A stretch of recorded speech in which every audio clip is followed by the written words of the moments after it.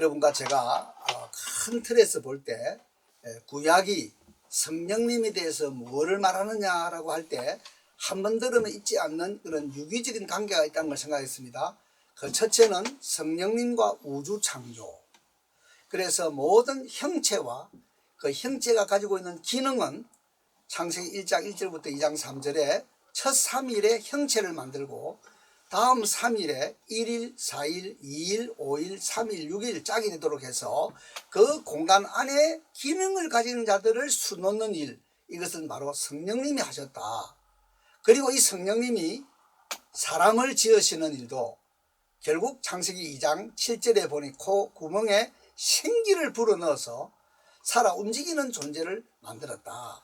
그래서 이 성령님이 우주를 창조하고 인간을 창조했다. 그리고 창조만이 아니라 보존하고 섭리하는 데까지, 섭리란 말은 또 더 나아가서 심판하는 자리까지 천국으로 가게 하고 또 지옥으로 가게 되는 이러한 과정까지를 포함하는 것으로 성령님을 생각했습니다. 그러므로 성령님으로 거듭나지 않으면 하나님 나라를 들어갈 수도 없고 하나님 나라를 볼 수도 없다. 하나님 나라를 이해할 수 없다. 많은 사람들이 세상적으로는 학박사인데 기독교에 대한 진리를 말하면 완전히 어른 동태눈이 되고 귀머거리가 되고 벙어리가 되고 가슴은 냉동인간이 되어서 전혀 반응을 보이지 않는 이런 사람들이 되는 것은 정말 성령님이 아니고서는 인간을 창조하고 재창조하는 일은 불가능하다. 이런 것들을 구약과 신약을 걸쳐서 볼 수가 있습니다. 자, 우리 인간을 짓고 나면 그 다음에 뭐였죠? 인간이 모여드는 사회의 공동체를 만드시는 것이 성령 하나님이시다. 그래서 구약과 신약이 보여주는 신적 기관은 바로 가정과 교회다. 가정이 교회고 교회가 가정이다. 이것이 매우 중요한 진리입니다. 초대교회는 다 가정교회였습니다.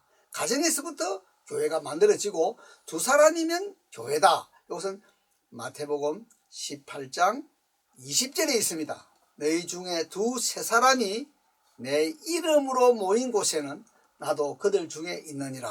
그것을 16절 이하에 말하기를 교회에 말하고 교회의 말도 듣지 않거든 하는 마태, 마가, 누가, 요한복음의 교회란 단어는 황금 덩어리만큼 소중한 단어인데 이 사복음서에서는 딱 3번밖에 안 나옵니다. 마태복음 16장의 18절에 이 믿음 위에, 이 반석 위에 내 교회를 세우리니, 예수님의 교회는 주는 그리스도시요 살아계신 하나님의 아들입니다 라고 고백하는 올바른 믿음 위에 세워진다 할 때 그게 내 교회란 말을 썼고, 바로 마태복음 18장에서 교회의 말도 듣지 않거든 교회의 말을 하고 하는 그 교회인데, 교회가 뭐냐? 결국 마무리하는 20절에서 말하기를 두세 사람이 내 이름으로 모인 곳이다. 사실은 우리 무슬림 사회로 말하면 두세 사람에 두 사람이 세 사람 되는 데는 10년이 걸릴 수도 있고 20년이 걸릴 수도 있고, 그래서 급할 때는 두세 사람 할 때 세 사람은 빠지는 겁니다. 두 사람이면 교회입니다. 세 사람부터 무한대는 보너스입니다. 자, 그래서 이 신앙 공동체인 가정과 또 교회를 만드시고 보호하시고 거두시는 분이 바로 성령 하나님이시다. 이걸 우리가 이제 생각했습니다. 자, 네 번째는 뭐였죠? 그 공동체는 반드시 인솔자가 있어야 된다. 그걸 우리가 말하기를 리더십이다. 리더십에는 반드시 성령님의 역사가 있다. 그래서 제일 눈에 잘 드러났던 게 우리가 삼손을 실례를 들면서 사사들은 다 성령님이 세우셔서 한 시대를 짊어지게 했는데, 그 제일 좋은 실례가 바로 가장 은사적으로는 많은 걸 받았지만은 윤리적으로는 문제가 많았던 이 삼손을 통해서 삼손의 생애에 벌써 성령님에 대한 단어가 3가지가 나온다. 성령님이 임하셨다. 둘째는 성령님이 진동하기를 시작했다. 그리고 마지막 3번째는 성령님이 관통했다. 그래서 제가 히브리어로 관통이란 말과 형통이란 말은 한 뿌리에서 나왔다. 그렇죠. 무엇이 형통입니까? 무조건 뚫고 나가는 거, 레이저빔처럼 막히지 않고 나가는 그것이 형통 아닙니까? 그래서 이 짤락이라고 하는 단어인데, 성령님이 관통하시면 성령님의 형통함이 있다 하는 이런 놀라운 표현들을 우리가 이야기되었습니다. 자, 그래서 이제 공동체 안에는 지도직이 있는데 그 지도직 가운데서 왕도 있고 제사장도 있고 사사도 있고 장로도 있고 뭐 많은 게 있는데 우리가 하나 딱 픽하는 게 뭐냐면 그게 바로 선지자입니다. 선지자가 이제 우리가 이야기하려고 하는 흐름에서 볼 때는 이 선지자가 하나님 말씀을 기록하는 자들이고 제사장이 아니에요. 왕이 아니에요. 하나님의 말씀을 기록한 사람들은 선지자들입니다. 그래서 선지자에 대한 성령님과의 관계를 우리가 공부하다 보니 바로 선지자들 중에 선지자이신 예수님, 그 메시아라고 하는 말로 구약에서 말하는 기름 부음 받은 종, 그분이 바로 정말 오실 그 선지자이신, 신약에 오면은 그 선지자, 오실 그 선지자, 이런 표현이 있습니다. 이 표현은 사실은 우리 신명기서에 제가 한 곳 보여드리겠습니다. 신명기서 18장에 여러분이 보시면 이 선지자에 대한 이야기를 하면서 18장 15절입니다. 내 하나님 여호와께서 너희 가운데 내 형제 중에서 너를 위하여 나와 같은 선지자 하나를 일으키시리니 너희는 그의 말을 들을지니라. 내가 그들의 형제 중에서 너와 같은 선지자 하나를 그들을 위하여 일으키고 내 말을 그 입에 두리니 내가 그에게 명령하는 것을 그가 무리에게 다 말하리라. 여기 그 선지자가 누구냐? 모세와 같은 선지자를 하나님 약속을 하셨어요. 근데 여러분이 놀라운 것은 창세기, 출애굽기, 레위기, 민수기, 신명기를 마감하는 신명기 마지막, 우리 보겠습니다. 34장 신명기 제일 마지막에 보면 이런 놀라운 편이 있어요. 34장 10절입니다. 거의 끝에 있는 말씀이요. 그 후에는 이스라엘의 모세와 같은 선지자가 일어나지 못하였나니 모세는 여호와께서 대면하여 아시는 자요. 그러니까 이 신명기를 마감하는 마지막에 나오는 말 중에 모세와 같은 선지자가 그 이후에 난 적이 없다. 이거는 말라기서까지 다 밀어붙여도 안 나옵니다. 여러분이 조금 성경을 형사의 감각을 가지고 눈을 가지고 본다면은 예레미야서 1장을 읽을 때 예레미야를 모세 비슷하게 표현하고 있구나, 이런 걸 여러분 느낄 수가 있어요. 그러나 모세 비슷한 거로 표현만 했지 예레미야가 모세보다 더 위대하다, 그런 건 전혀 없습니다. 모세 같은 선지자가 구약에서는 나온 적이 없다.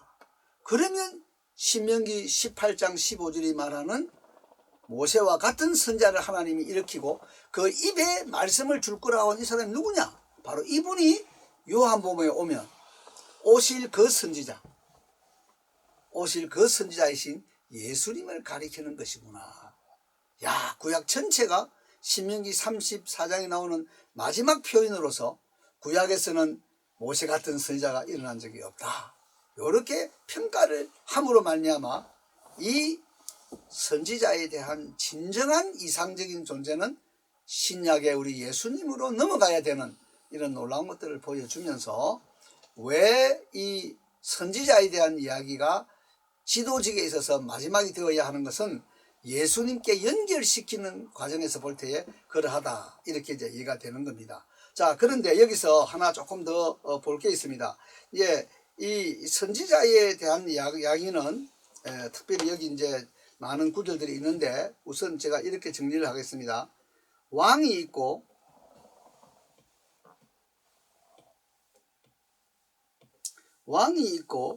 선지자가 있고 제사장이 있습니다. 잘 보세요. 왕은 하나님과 인간 사이의 중간에 있는 존재입니다. 중간자입니다. 중간자. 즉 인간한테는 하나님 같은 존재고 하나님 보실 때는 죄인된 인간이고, 이런 관계에 있는 게 왕입니다. 양쪽을 잡는 거죠. 선지자는 하나님 편에서 인간으로 가는 존재입니다.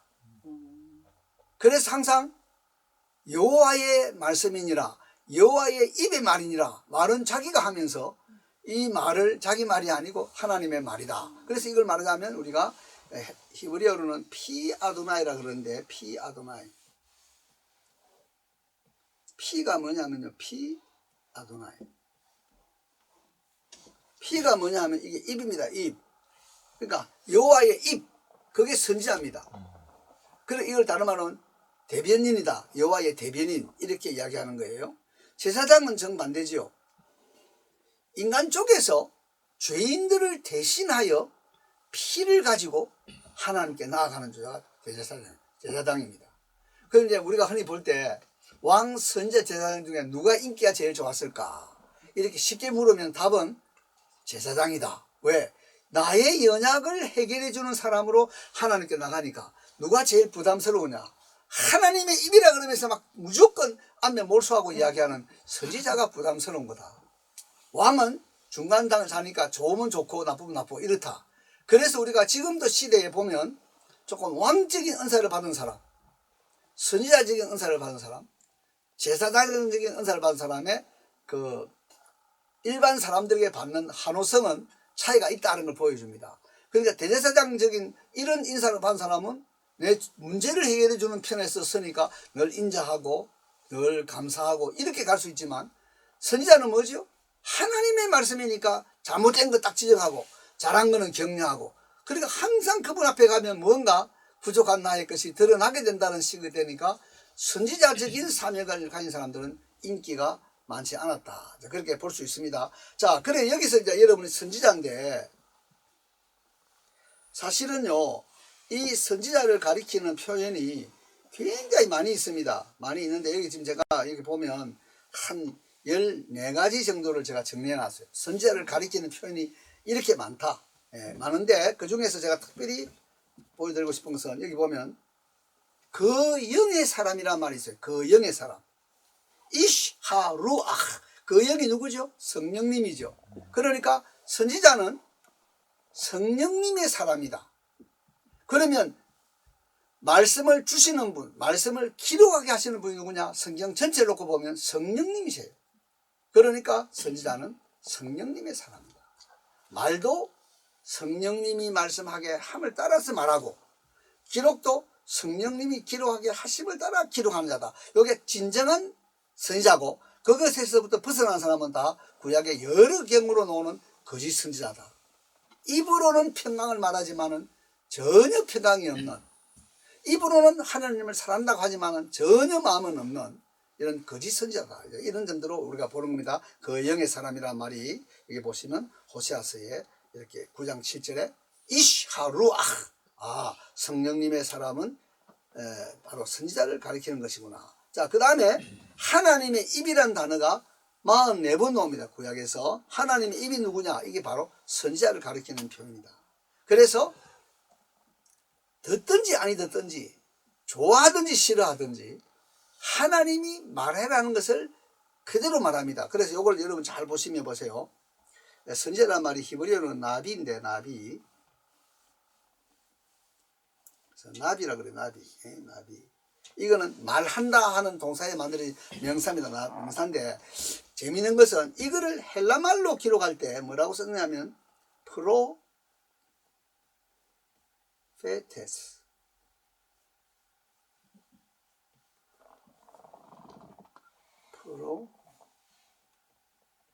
프로페테스라 이랬어요.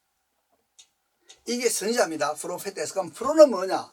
프로, 이거는 앞에, 이번에 앞에 또는 미리 이런 뜻이고, 페테스란 말은 말하는 자입니다. 그러니까 미리 말하는 자가 선지자다. 그 말이 되죠. 이게 중요합니다. 그러니까 영어로 하면 foretell, 이게 뭐죠? 미리 말하는 거죠. 앞으로 되어질 장래사를 이야기하는 거죠. 그런데 이게 중요한 게 뭐냐면 foretell. 요건 뭐냐? 똑바로 말하는 거예요. 말이 어떤 상황이라도 희지 아니하고. 그러니까 우리 한국의 정서로 말하면 이 문재인 씨가 8.15 그 광화문에 나온 사람들이 코로나의 주범인이었다. 요렇게 목회자들 각 교단마다 대표들을 모아놓은 자리에서 이렇게 말을 했어요. 근데 이건 시간표가 안 맞습니다. 코로나가 일어난 거하고 8.15 그때 사람들이 모인 거하고는 다른 건데, 이들을 막 엉터리로 엮어가지고 이 말을 딱 했을 때 거기에 계셨던 모든 한국 교회를 대표하는 각 교단의 장이 되는 분들이 한마디 말을 안 했어요. 실력이 없어 안 했던지 겁이 나서 안 했던지 그 말은 안 맞는 거야. 이해가 됩니까? 코로나에 대한 그 현상과 8.15에 사람들이 모여든 거하고는 연결이 시간적으로 안 맞는 건데, 이 8.15 때에 이것이 코로나를 일으키게 한 장본인이다, 이런 식의 이야기를 할 때 그거를 바르게 딱 말해주는 사람이 없었다는 것은 한국의 선지자적인 사역자들은 없었다는 것을 보여주는 거죠. 그때 그 이야기를 딱 잡아야 되는 거죠. 대통령 그거 좀 제대로 못 본 것 같습니다. 틀린 것 같습니다. 이거 한번 잘 살펴보세요. 이거는 본래 코로나가 있었고 그 자리에서 모여가지고 이게 퍼졌다고 하는 것은 훨씬 뒤의 이야기입니다. 어떻게 이야기를 그렇게 시간표를 억지로 엮어가지고 이야기하십니까? 이렇게 가셔야 되는, 이 뭐죠 이게? 프로페테스. 미리 말하는 게 아니고 똑바로 말하는 거, 직진으로 말하는 거, 그게 프로라는 단어에 그 의미가 있습니다. 그래서 선지자는 여호와의 입으로서 이 말하고 죽는 한이 있더라도 말을 바르게 하고 말을 이렇게 직진하게 하는 그런 특성을 가졌구나 하는 것이 나타난 겁니다. 그 다음에 나오는 게 뭐냐면요, 여기 보시면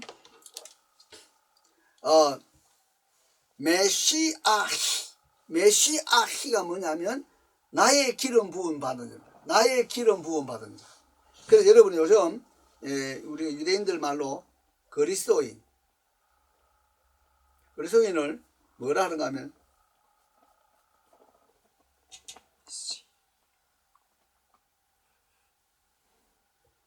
메시히라 그래요.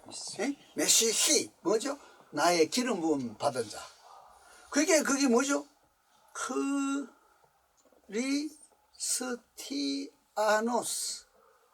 크리스티아노스. 너무 재밌는 게요, 이게 아노스란 말은 누구에게 속한 이 말입니다. 그러니까 그리스도에게 속한이란 말이 크리스찬입니다. 전적으로 그리스도에게 속했다는 거죠. 근데 크리스찬이란 말은 그럼 어디서 왔어요? 크리스티아노스인데 이건 어디서 왔냐면 크리오란 말에서 크리오. 이게 뭐냐면 기름 붓다요, 기름. 올리브 기름 붓다 하는 건데, 그러니까 크리스찬이란 말과 아까 우리가 이야기한 마시아, 기름 부음 받은 자란 말과 의미는 같은 건데, 그래서 현대 히브리어에서 그리스도인을 메시히라 그럽니다. 기름 부음 받은 자. 근데 또 다른 말로는 똑같은 의미로 뭐라는가 하면 노쩌리가 뭐냐면 나사렛 사람. 그래서 지금 유대인들이 그리스도인을 부르는 단어가 두 개 있다. 메시히 또는 노쩌리. 나사렛 사람 아니면 기름 부음 받은 자. 그래서 이런 점에서 보면 우리가 21세기 선지자다 이렇게 말을 할 수가 있죠. 왜요? 무슨 말을 하려고 하면 하나님의 말씀을 하는 것 같이 하라. 이게 베드로전서 4장 11절의 말씀인데, 그렇죠. 하나님의 말씀을 하는 자가 하나님의 입이고 그가 바로 선지자인데, 마지막 시대에 우리 모든 그리스도인은 세상 사람들에게 시대의 현황을 알려주고 시대의 종말을 가르쳐주고 예수님께로 지목해서 오도록 만드는 이러한 선지자적인 사명을 가지고 있다. 그래서 헬라말로는 크리스티아노스, 그리스도에게 속한 자, 또 히브리어로는 메시히, 이렇게 메시아에게 기름 부음 받은 자다, 이런 의미로 이해가 된다 하는 것이죠. 이런 건 다 선지자의 배후에 성령님이 계신다 하는 것을 말하는 것입니다. 자, 그 다음에 여기 보면 이사야 43장 21절에 나오는데 해석자라는 단어가 있어요. 해석자. 하나님 말씀을 해석하는 것은 절대 성령님이 본래 기록했으니까 성령님이 말씀하게 하심을 따라서 말해야 되는, 그래서 전적으로 예언자는 성령님의 덩어리다, 성령님으로 다 구성되어 있는 거다 하는 것을 그 예언자들을 가리키는 호칭을 통해서 우리가 볼 수가 있는 것입니다. 자, 그런 점을 여러분이 이제 이해를 하시고, 그러면 이제 우리가 이 선지자에 대한 이야기를 조금 더 진행을 하겠는데요. 이 본문을 보시면 여기 제가 지금 하나, 둘, 셋, 넷, 다섯, 여섯 개 하고, 그 다음에 이게 거짓 선자와의 구분이 있고요. 그래서 여기 6개 구절을 제가 말을 해놨습니다. 6개의 구절입니다. 6개의 구절. 자, 그러면 민수기 11장 25절을 한번 보겠습니다. 이 성령님과 예언자와 예언에 대한 그 관계성을 잘 보여주는 표현으로서 민수기 11장 25절, 지난번에 제가 이야기를 공동체에 대한 이야기를 할 때, 또 그리고 선지자 왕 제사장에 관련된 직분자를 세우는 일을 말할 때 민수기 11장 제가 29절을 이야기했습니다. 모든 이스라엘 백성이 다 선지자 되게 하시기를 원하노라, 이런 말씀이었는데, 그 말씀의 앞에 민수기 11장 25절을 보면 뭐라고 말했습니까? 여기 보시면 여호와께서 구름 가운데 강림하사 모세에게 말씀하시고 그에게 임한 영을, 그에게 임한 영이 성령님입니다. 영을 70장로에게도 임하게 하시니 영이 임하신 때에 그들이 무엇을 했죠? 예언을 했습니다. 그러니까 지금도 제일 좋은 상태의 하나님 말씀 증거는 성령님의 감동을 크게 받아서 성령님이 그 마음에 성령님이 기록하신 말씀들을 올바르게 잘 해석하고 잘 전달하게 해주시는 능력을 주실 때 그 자리에 가장 하나님 말씀이 잘 드러나지 않겠습니까? 그래서 성령님과 예언자와 예언에 대한 첫 좋은 표현은 장로 70명에게도 성령님이 임해서 예언을 하겠다고 하는 민수기 11장 25절이다. 이렇게 이해하면 좋겠습니다. 자, 22장 1절부터 24장 25절은 매우 어려운 내용인데 뭐지요? 거짓 선지자 발람입니다. 거짓 선지자 발람이 성령님의 감동으로 예언을 했습니다. 자, 한번 우리가 보겠습니다. 민수기 22장 여기 1절에서부터 보면 이제 하나님의 말씀을 나누기는 하는데 그 그릇은 거짓 선지자, 불의의 싹스를 사랑하는 이러한 가짜인데 하나님이 그를 통해서 이 메시아 예수님에 대한 예언을 하게 만들었다는 것이죠. 자, 거기 보시면 쭉 22장, 23장, 24장의 내용이 나오는데 그 가운데 보시면 이런 놀라운 말씀을 하게 됩니다. 자, 거기 이제 이 발람이 예언하는 말씀들이 보면 23장에는 첫 번째 예언이 7절부터 나오고, 그 다음에 이제 두 번째 예언은 23장 13절서부터 나오고, 그 다음에 이제 세 번째 예언은 23장 27절부터 나오는데, 거기에 보시면 특별히 그 발람이 이제 결국 네 번째까지 예언을 하게 되는데, 여기 보시면 메시아가 나오실 것을 거짓 선지자들을 통해서도 성령님이 입에 말씀을 주시면 거짓 선지자라도 하나님 말씀을 전할 수 있다고 하는 매우 어려운 대목을 우리에게 보여줍니다. 17절 보겠습니다. 민수기 24장 17절. 여기 보시면 내가 그를 보아도 이때의 일이 아니며 내가 그를 바라보아도 가까운 일이 아니로다. 저 구약시대가 아니란 말이요. 한 별이 야곱에게서 나오며 한 규란 말은 옛날에는 홀이라죠. 왕이 들고 있는 한 규가 이스라엘에게서 일어나서 모압을 이 속에서 저쪽까지 쳐서 무찌르고 또 셋의 자식들을 다 멸하리로다. 여기에 한 별이 나왔습니다. 이게 마태복음 2장에 연결되죠. 예, 별을 연구하는 사람들이 지금은 이게 굉장히 연구가 많이 되어서 신라시대에 한국에서부터 동방바사라는 것은 페르시아인 사람들이 아니다. 이거는 한국의 가야국의 한국에서부터 간 거다. 이제 이게 한국 사람이 이런 말을 하니까 우습게까지 생각하지만 우스운 게 아니에요. 굉장히 심각한 많은 그 설득력을 가진 내용들이 이 안에 있습니다. 하여튼 이 한국 땅은 굉장히 특별한 땅이에요. 왜 나라 이름을 조선이라 했고, 조자 아시죠? 조자? 아침에도 십자가, 저녁에도 십자가. 이게 조자입니다. 조자.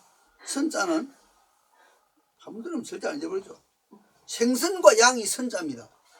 생선은 예수님은 하나님의 아들로서 구주이시다 하는 말을 하면 익수스라고 하는 생선이 됩니다. 익수스. 이게 헬라말로 생선이에요. 엑소스. 그리고 양은 더 이상 말할 것 없죠. 죽임당한 어린 양. 그래서 이 조선이라는 이름 속에 완전히 복음이 들어있습니다. 그렇죠. 근데 이거를 처음에 우리 한국에 왔던 분들이 서양인들이 조선을 어떻게 표기했냐면 CHOSEN으로 했어요. 이게 초전이에요. 이 조선이라고 할 때 이게 뭐냐? 선택받은 말이에요. 이 유대인들이 저거 한 개만 가리키는 단어인데 히브리어로 바후르라고 하는데 바후르.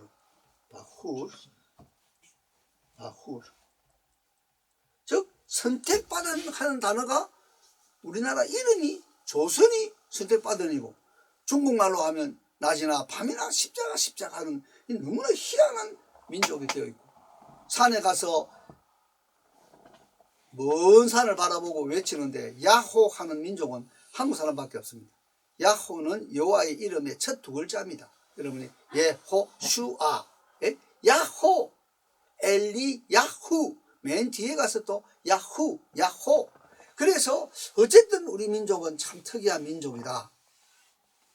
서양 사람들이 와가지고 너무 이상하잖아요. 지구상에 머리에 이렇게 모자를 쓰는데 이렇게 막 너무나 높은 이런 대빵 모자를 쓴 사람은 한국 사람밖에 없어요.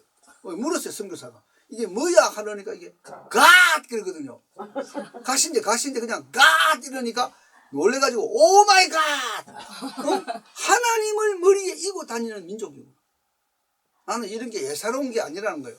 그리고 장례식에 갈 때나 시장에 갈 때나 전부 다 흰옷을 입고 다녀요.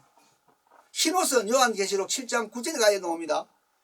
수를 헤아릴 수 없는 사람들이 흰옷을 입고 구원하신 주님을 찬양하는데 나라와 족속과 백성과 반원이 지상에서부터 어느 시간이든 흰옷을 입고 다닌다. 아니 장례식 갈 때 보통 사람들은 검은 옷을 입지 우리 한국 사람은 흰옷을 입고 가요. 그래서 이게 백이민족이라 말을 그래 했는데 너무나 성경을 들여다보면 너무나 놀라운 민족이다. 그래서 외국인들이 한국 사람을 항상 놀라게 되는 겁니다. 자, 그래 이런 것들을 보시면서 발람을 통해서도 발람이 하나님의 영으로 예언하게 되는 이런 내용들을 보여줍니다. 자, 사무엘상 9장 6절을 가겠습니다. 우리가 공부를 할 때 제일 중요한 거는 성경이 이 주제에 대해서 뭐를 말하느냐 하는 것입니다. 자, 사무엘상 9장 6절에 가면은 그가 대답하되 보소서 이 성읍에 하나님의 사람이 있는데 존경을 받는 사람이라. 그 다음 보세요. 그가 말한 것은 반드시 다 응하나니 거리로 가사이다. 그가 혹 우리가 갈 길을 가르쳐 줄까 하나이다. 그래서 이 선지자는 하나님의 지시, 하나님의 뜻을 분명히 보여주는 존재이다 하는 것을 사무엘을 통해서 이렇게 보여줍니다. 자, 이제 10장 10절 보겠습니다. 10장 10절 보시면 너무나 놀라운 말씀이 있는데 여기에 이런 말씀이 있어요. 그들이 산에 이를 때에 선지자의 무리가 그를 영접하고 하나님의 영이 사울에게 크게 임함으로 뭘 했습니까? 결국 예언을 하게 됐습니다. 그래서 하는 말이 사울 왕도 예언자 속에 선지자 속에 있느냐. 그러니까 선지자는 하나님의 영으로 감동받아서 하나님의 장래사를 말하는 예언을 하는 사람이다 하는 것이 사울 왕을 통해서 보여주었다는 겁니다. 자, 이제 사무엘하 23장 2절을 보겠습니다. 사무엘하 23장 2절. 여기 보시면 너무 구약에서 중요한 말씀인데요. 여호와의 영이 나를 통하여 말씀하시며 그의 말씀이 내 혀에 있도다. 그러니까 선지자들이 말하는 것은 하나님의 영이 내 입과 마음에 있어 가지고 말하게 하는 것이다. 하나님의 말씀을 하게 하는 것은 성령님이 선지자의 마음에 선지자의 입에 역사하는 것이다. 이런 것들이 중요한 것이고 열왕기상 17장부터 열왕기하 9장까지는 누구 이야기냐 하면 바로 엘리야의 이야기인데 우리 한번 보도록 하겠습니다. 열왕기상 17장을 보시면요 너무나 놀라운 말씀이 있어요. 열왕기상 17장 1절입니다. 열왕기상 17장 1절에 보시면 여기에 하반절에 이런 말이 있죠. 이스라엘의 하나님 여호와께서 살아계심을 두고 맹세하노니. 그 다음 말을 우리 한번 따라합시다. 내 말이 없으면 내 말이 없으면 이랬어요. 내 말이 없으면 수년 동안 비가 안 온 것만 해도 괜찮은데 이슬도 안 온다는 거예요. 비도 이슬도 내리지 않을 거다. 수년 동안. 이거를 야고보서 5장에서 설명을 하고 있습니다. 우리 야고보서 5장을 보겠습니다. 그러니까 성경은 성경으로 푸는 건데, 이 열왕기상 17장 1절에 있는 말씀을 야고보서는 이렇게 해석을 하고 있구나 하는 걸 여러분이 알 수가 있어요. 자, 보겠습니다. 야고보서 5장의 17절부터입니다. 엘리야는 우리와 성정이 같은 사람이로되 그가 뭐 하지 않기를? 비 오지 않기를 간절히 기도한즉 3년 6개월 동안 비가 안 왔다. 다시 기도하니까 하늘이 비를 주고 땅이 열매를 맺었다. 이게 이제 말씀한 대로 열왕기상 17장부터 열왕기하 9장까지의 이야기 속에 있는 내용인데, 보세요. 이게 너무너무 우리에게는 좀 생각하게 만든 겁니다. 본래 엘리야의 이름은 히브리어로 엘리야후입니다. 엘리야후. 엘리가 뭐냐면 나의 하나님. 나의 하나님은 야후이다. 우리만 하면 야호 하듯이 야후이다. 여호와이다. 이 말이요. 그러니까 많은 사람이 생각하기를 이 당시는 다 바알을 믿을 때니까 전부 다 사람들이 엘리, 바알. 나의 하나님은 바알이다. 이런 시대니까 이거 날 때부터 이름을 이렇게 지었나? 아니면 중간에 깨달음을 갖고 이름을 바꿔본 거가. 그죠? 둘 다 가능하죠? 어쨌든 그 이름 자체가 시대를 책망하고 바르게 가는데 나의 하나님은 여호와이시다. 그게 엘리야의 본래 이름입니다. 자, 그런데 하는 말이 내 말이 없으면 수년 동안 비와 이슬이 없을 것이다. 지가 뭔데 내 말이 없으면이라고 합니까? 이거를 우리가 야고보서 5장에 읽어보니까 뭐라 그랬죠? 비 오지 않기를 간절히 기도했다. 여러분과 저도 마찬가지입니다. 엘리바알이라고 하는 시대에 엘리야후를 외치려 그러면 제일 좋은 물정적인 증거는 비와 폭풍과 풍요를 쥐고 있다고 하는 바알이 치도 목이 말라서 미쳐 죽을 지경이 되게 하는 이 영적인 개그죠. 내 말이 없으면 비는 고사하고 이슬도 수년 동안 없을 거다. 참 놀라운 말이죠. 여러분 이거 보면서 막 웃음이 안 나오면 아직 이해를 못한 거야. 에? 제일 자신만만한 바알이 비에 관한 하나는 지가 전부 다인데 치도 목이 말라서 미칠 지경이 되도록 수년 동안, 수년을 야고보서 가보니 3년 6개월 동안, 우리나라에 아무리 가뭄이 심했지만, 북한에 아무리 가뭄이 심했지만 3년 6개월 동안 비는 고사하고 이슬도 안 생겼다. 이슬은 아침에 아프리카식으로 말하면 큰 이런 그 잎이 넓은 뭡니까 잎에는 그것이 마치 진주알처럼 따르면, 옛날에 그 몬도가네라고 하는 그 실화를 찍은 야코페티 감독의 그 영화를 보면 그게 꼭 진주알처럼 떨어집니다, 물이.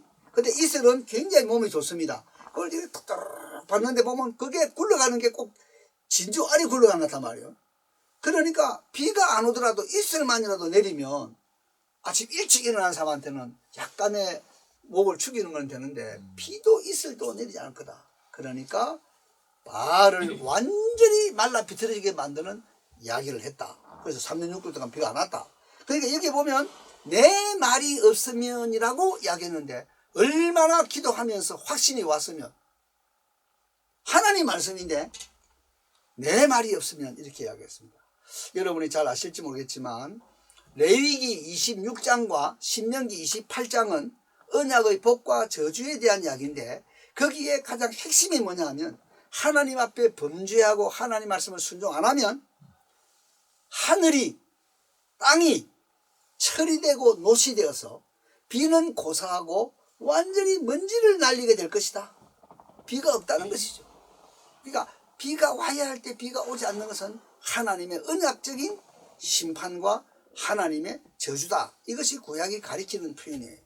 자, 그래서 여기 지금 엘리야의 이야기를 보면 절대 하나님이 말씀하시는 거, 그 말씀대로 사건이 되기 때문에 내 말이 없으면이라고 하는 하나님, 이 백성들이 회개하게 하는 제일 지름길은 바로 바알의 목을 따는 수년 동안 3년 6개월 동안 비가 오지 않는다, 그렇게 말하는 그 말을 하나님 말씀으로 하나님이 해석해서 그대로 이루어지게 해주셨다. 지금도 우리가 그런 겁니다. 우리가 예를 들면 전도할 때, 어제도 제가 강남역에서 이렇게 조금 뭘 이렇게 좀 헤맸는데, 거기에 키가 나보다 좀 큰 어떤 여성이 아주 굉장한 이런 어떤 담대함으로 복음을 전하고 있었어요. 찬송가는 이렇게 나무, 안 보이는 나무 같은데 안에다가 딱 넣어가지고 이거 트랜지스 라디오 못 가져가게 해가지고 소리가 쫙 나게 만들어 놓고 찬송가, 복음성가는 이 자매가 일어서서 키가 좀 큰 자매였는데 복음을 막 전하는데, 그게 성령님이 없이는 그거 못하는 거예요. 그렇게 담대하게 자매가 그 강남의 길바닥에 사람이 막 왔다 갔다 하는 데서 서서 듣든지 안 듣든지 복음을 전한다. 그래서 우리가 내 말이 없으면이라는 이 표현, 이것은 사실 성령님이 주시는 놀라운 말씀이다. 그래서 우리가 이런 내용들을 가지고 이제 성령님과 예언자와 예언에 대한 내용은 우리가 살펴보게 되었습니다. 자, 그런데 이제 여기서 하나 이제 또 생각할 게 뭐냐 하면요.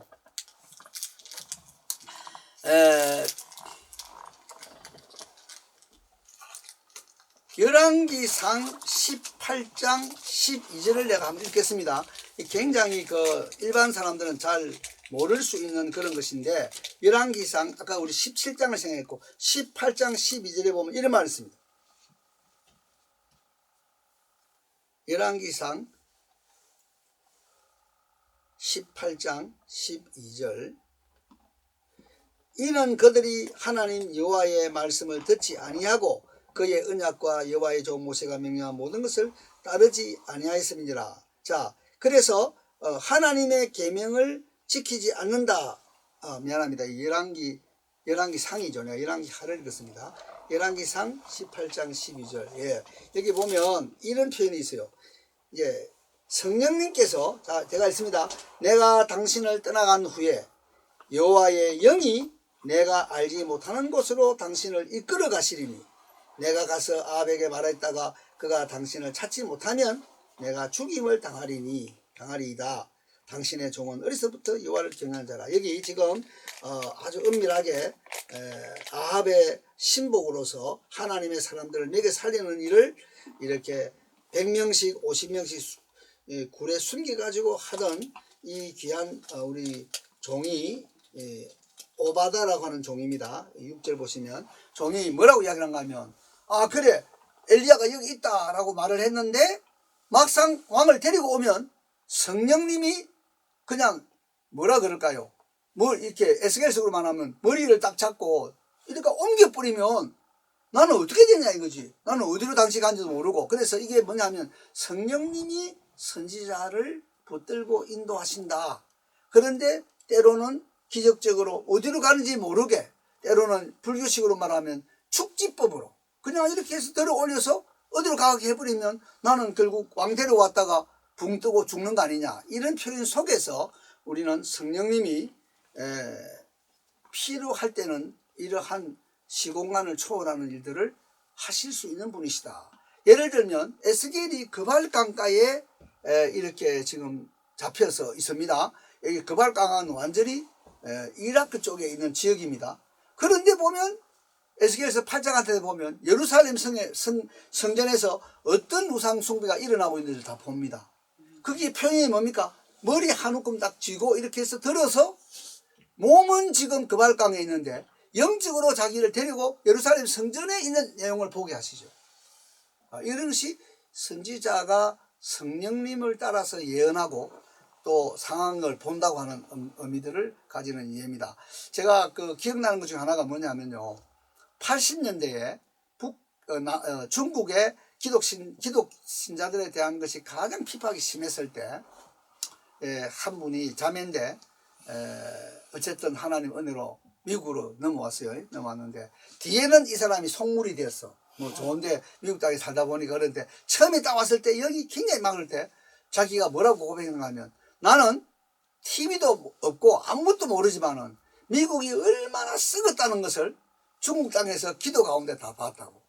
와서 보니까 자기가 본 그대로의 미국, 썩은 미국, 영적으로 너무나 나약해진 미국, 이런 말을 그가 했습니다. 이런 것이 사실은 성령님이 말씀을 하게 하시는데, 말씀을 할 때 말씀을 보게 하는 일, 즉 전혀 공간적으로 와닿지 않고 상황을 알 수 없는데도 미국이 얼마나 타락하고 얼마나 썩었다는 사실들을 자기는 중국 땅에서 늘 보고 있었다 하는 이런 것들이 충분히 우리가 이해를 할 수 있는 것이다. 자, 이렇게 생각할 수 있습니다. 그래서 이 성령님은 옮기는 것도 들어 올리는 것도, 몸으로는 지금 A 지점에 있는데 B, C에서 일어나는 일들을 다 함께 참석해서 보게 하는 것도, 이런 일들이 가능하다. 자, 이런 것들이 다 뭐냐 하면 하나님 말씀을 기록하는 일과 관련해서 중요한 상황이다 이거요. 자, 그러면 이제 우리가 신약으로 와서 한번 잠시 보겠습니다. 이제 지금 제가 강조하고 있는 것은 예언자가 예언을 하는데, 이 예언의 말씀은 때로는 뭐죠? 직진, 그러니까 foretell, 그리고 때로는 그 소위 말하는 예언, foretell. 그러니까 성령님이 함께 하실 때 오는 특징은 절대 상황에 주눅들지 않고 있는 그대로를 말할 수 있는 담대함, 요게 foretell입니다. 자, 에베소서 6장 19절에서 20절에 보면 일어났어요. 나를 위해서 기도해달라. 뭘 기도할까요? 복음의 신비를 담대히 알리게 하옵소할 것이니. 그 담대히 알리는 게 뭡니까? 이게 foretell이에요. foretell. 내가 이 복음 때문에 사슬의 메인 사실이 된 것은 나로 하여금 당연히 할 말을 담대히 하게 하려 합니다. 거기에 성령님이라는 단어가 없지만 지금 우리가 다루는 성령님과 예언과 예언자라고 하는 내용을 볼 때는 이게 바로 성령님의 사역, 마땅히 할 말을 담대히 하는 것, 이것이 성령님의 사역이다 이런 거죠. 자, 이거 예언은 뭐 더 이상 우리가 이야기할 미리 안 되어진 일인데 되는 것으로 예언한 것 굉장히 많죠, 성경에. 그래서 책들도 엄청 많이 나와 있고, 안 되어질 것을 되는 것으로 말한 것 중에 제일 하이라이트 중에 하나가 뭐냐 하면 이사야 7장 14절이죠. 아들을 낳으리니 이름을 예수라 하라. 이는 그가 자기 백성을 저희 죄에서 구원할 자이심이라. 이게 마태복음 1장 21절에 있는 말씀인데, 아니 아들이 나올지 딸이 나올지 어떻게 알아요? 지금도 한 몇 달까지는 알 수가 없어요. 한 4개월 정도 넘어가야 검사해서 최근에 이 의료시설을 가지고 남자입니다, 여자입니다, 그렇게 이야기하는 것이지, 옛날에는 우리가 알 수가 없어요. 그런데 하는 말이 아들을 낳으리니 이름을 예수라 하라. 대단한 이야기 아닙니까? 여성들이 볼 때는 굉장히 떨리는 거죠. 나는 지금 남편하고 아무런 신체적인 접촉이 없었는데 내가 어떻게 아이를 가지냐. 이해가 안 되는 영역 아닙니까? 자, 그런데 이거를 결국 뒤에 보면 뭐라 했어요? 아들을 낳으리니 이름을 임마누엘, 역대하서 7장 14절에 나오는 이사야의 자녀 가운데 이름을 임마누엘이라고 지어진 아이에 대한 이야기로 하면서 이게 어디로 연결됩니까? 예수님이 결국은 임마누엘로 이 땅에 오신다. 이게 창세기 1장에 나오는 말이고, 마태복음 1장에 나오는 말이고, 이것이 마태복음 마지막 장 28장에 뭐랬죠? 내가 세상 끝날까지 너희와 항상 함께 있으리라. 이 히브리어로 말하면 임마누엘이에요. 그러니까 이 마태복음을 딱 크게 보면 시작을 임마누엘로 시작해서 마치는 걸 임마누엘로 마치는데, 그것이 얼마나 놀라운 예언의 성취냐. 주전 700년경에 한 말이 그대로 이루어졌다. 그래서 마태복음에 많이 나오는 표현이 기록되었을 때. 구약 성경 말씀이 예언한 그대로를 예수님은 이루어 가시는 거구나. 자, 그래서 우리가 이런 관점에서 이제 그 공동체의 지도자, 리더십에 대한 것 내용 중에 마지막 남겨지는 것이 바로 이 선지자에 대한 이야기다. 자, 그러면 우리가 여기서 조금 더 하나 생각을 해보겠습니다. 뭐냐면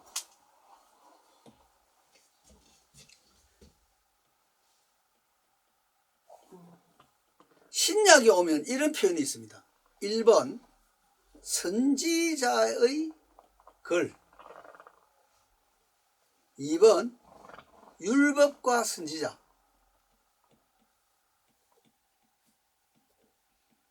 3번 모세의 율법과 선지자의 글과 시편, 요거는 루키서 누가복음 24장 44절에 나옵니다.